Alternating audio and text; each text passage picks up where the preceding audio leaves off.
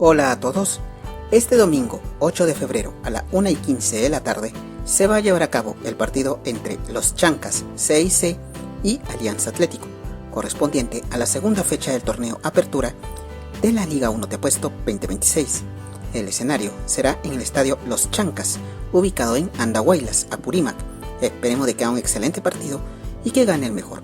Mucha suerte para ambos equipos. Muchas gracias.